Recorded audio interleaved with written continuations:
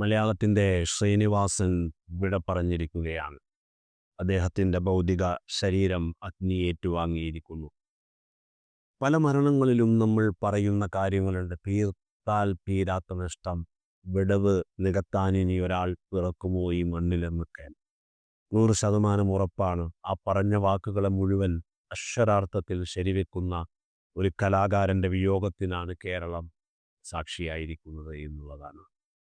ഒരു ഇൻ്റർവ്യൂവിൽ സത്യൻ അന്തിക്കാടുമായി ശ്രീനിവാസൻ ഇരിക്കുന്നുണ്ട്. അപ്പോൾ എന്തിയെ 16 വർഷത്തെ ഒരു ഗ്യാപ്പ് നിങ്ങൾക്കിടയിൽ ഉണ്ടായി എന്ന് പറയുമ്പോൾ വളരെ നർമ്മഭാവത്തിൽ ശ്രീനിവാസൻ പറയാണ്, ലോഹിതദാസ് എന്ന് പറയുന്ന ഒരു തിരക്കഥാകൃത്തിനെ സത്യൻ അന്തിക്കാടിന് കിട്ടി, അതുകൊണ്ടാണ് എന്നെ മാറ്റി നിർത്തിയത് എന്ന്.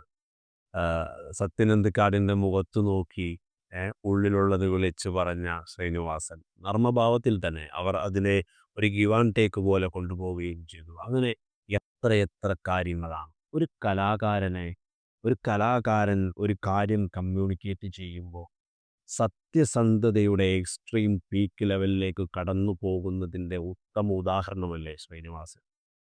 താൻ പറഞ്ഞതൊക്കെ സത്യമാണ് എന്ന് പറയുന്ന രീതിയിൽ അദ്ദേഹത്തിൻ്റെ ഒരു ചിന്താവിഷ്ടയായ ശ്യാമളയിൽ അദ്ദേഹത്തിൻ്റെ ഒരു ക്യാപ്ഷനുണ്ട്. അന്ന് തിയേറ്ററുകളിൽ അതുപോലെ തന്നെ വാൾ പോസ്റ്ററുകളിലൊക്കെ ഉണ്ടായിരുന്നല്ലോ, ഇതേതെങ്കിലും ജീവിച്ചിരിക്കുന്നവരുമായി സാദൃശ്യം തോന്നിയാൽ അത് തികച്ചും യാദൃശ്ചികമായി നിങ്ങൾ കരുതേണ്ടതില്ല, തികച്ചും മനഃപൂർവ്വമാണ് അത് എന്ന് പറയുന്ന കലാകാരൻ ഏതൊരു കാര്യം ചോദിച്ചാലും അതിന് സെൽഫായിട്ട് അങ്ങോട്ട് കൊച്ചാക്കിയിട്ട് അതിന് ഉദാഹരണം പറയുന്ന ശ്രീനിവാസൻ, താങ്കൾ മലയാള സിനിമയ്ക്ക് നൽകിയ വലിയ സംഭാവന എന്തെന്ന് ചോദിക്കുമ്പോൾ ഞാൻ സംവിധാനം ചെയ്യാതെ വിട്ട നൂറുകണക്കിന് സിനിമകളാണ് ഞാൻ മലയാള സിനിമയ്ക്ക് നൽകുന്ന സംഭാവന എന്ന് പറഞ്ഞ ശ്രീനി.